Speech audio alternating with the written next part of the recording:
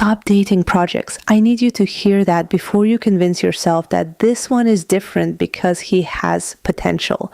Potential has wasted more women's time than bad men ever have. At least bad men are obvious. Potential shows up looking like hope, and hope is a dangerous thing when it's attached to someone else's unfinished work. I used to think seeing the good in people was one of my best qualities. It isn't. Not when I start seeing futures that don't exist yet. Not when I'm dating the version of someone that only lives inside my imagination. That's not intuition. That's creativity. And creativity belongs in art, not in your dating life. Here's something I realized that completely changed how I look at relationships.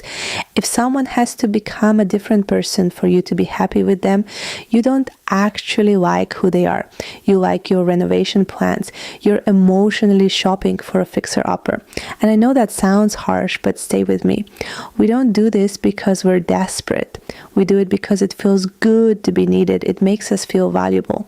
If I can inspire him, motivate him, heal him, encourage him, love him enough, then somehow that proves I'm special. Except healthy love isn't measured by how much work you did. It isn't a group project where you carry 80% of the grade.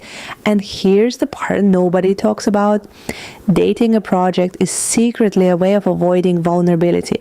Because if you're constantly focused on fixing someone else, you never have to fully sit with whether they're actually meeting your needs.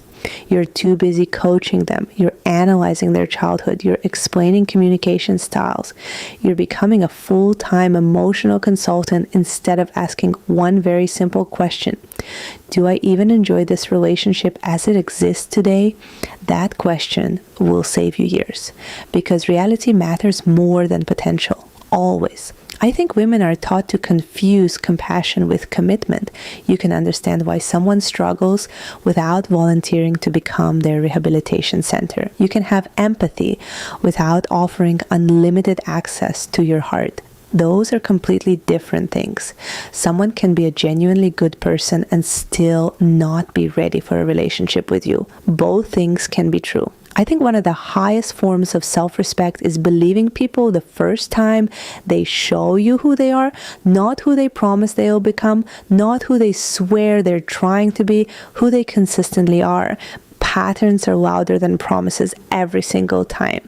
And can I tell you something funny? The right relationship is actually kind of boring. Not boring because there's no chemistry. Boring because you're not constantly wondering where you stand. You're not trying to decode mixed signals like you're solving a murder mystery. You're not waiting for someone's potential to finally arrive. They just show up, they call, they follow through, they apologize when they're wrong. They make your nervous system feel like it can finally unclench. That kind of consistency feels unfamiliar if you've been addicted to fixing people. But unfamiliar doesn't mean wrong. Sometimes it means healthy. I also had to ask myself a very uncomfortable question. Why was I so willing to invest in someone else's future while neglecting my own? Imagine putting the same energy into your career, your body, your friendships, your peace, your confidence. Imagine becoming the project that actually pays dividends. That's where your energy belongs. I want someone who already likes taking care of their life because I like taking care of mine. I want someone who is already emotionally available because I'm not handing out applications for the position. I'm looking for a partner, not a student. So the next time you catch yourself saying, "He could be amazing if..." Stop right there. That sentence is the entire problem. You don't date the if, you date the person standing in front of you today. And if today's version doesn't align with the life you're building, that's okay. Wish him well, mean it, then keep walking. Your standards aren't preventing love, they're preventing unnecessary renovations. And personally, I have better things to build than another grown man. Love you no matter what,